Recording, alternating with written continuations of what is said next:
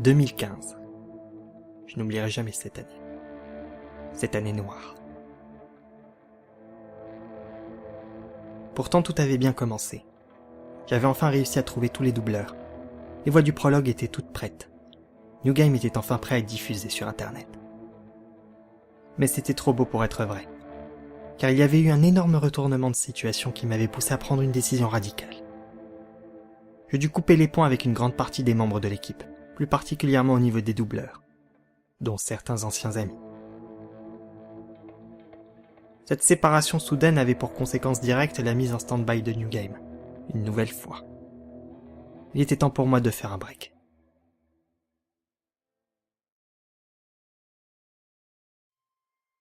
Rist, un autre ami que j'ai rencontré sur internet, et qui doublera par la suite Rosem, m'avait donc proposé de venir passer une semaine chez lui à Lyon pour me mettre au vert, et également pour rencontrer les autres amis que je fréquentais dans un salon TeamSpeak nommé Lagrange, tenu par Charretman. J'avais déjà rencontré pas mal de membres de Lagrange auparavant durant mon séjour chez KD. Mais il y avait également de nouvelles têtes.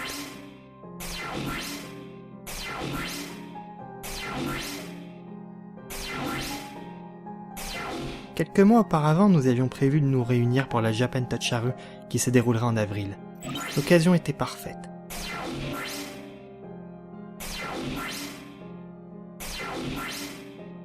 J'en avais également profité pour me rendre à Grenoble afin de rendre une petite visite à Anarchicade de l'émission No Running in Corridors, ou Noruko pour les fans.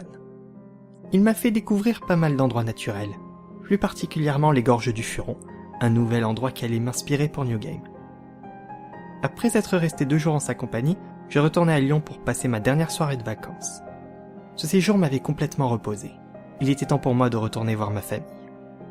Mais j'étais loin de me douter que les prochains mois allaient devenir très éprouvants. J'allais être confronté à la traversée du désert. À ce moment-là, je me suis pris un énorme coup de massue sur la tête, comme si le monde venait de s'écrouler devant moi. Plus rien ne m'intéressait. Je m'étais complètement fermé de tout et de tout le monde. J'avais besoin de penser mes blessures. Et lorsqu'on est face à ce genre de situation, on se pose tout un tas de questions. On commence à se remettre en cause, à faire un travail sur soi-même. Concernant New Game, je venais de réaliser que la gestion du projet était mal organisée depuis le début. Que je m'y étais pris n'importe comment. J'essayais de maintenir un public qui avait fini par disparaître car je leur promettais des choses qui avaient du mal à sortir de l'af. Je connaissais les règles du jeu. Je savais qu'en essayant de gérer un gros projet en faisant le maximum tout seul comporterait des risques. Je n'ai pas su être suffisamment à l'écoute des personnes qui m'avaient tendu la main. Je n'ai pas su les guider correctement et j'avais l'impression de les laisser tomber. Voilà pourquoi New Game est toujours dans cet état d'embryon.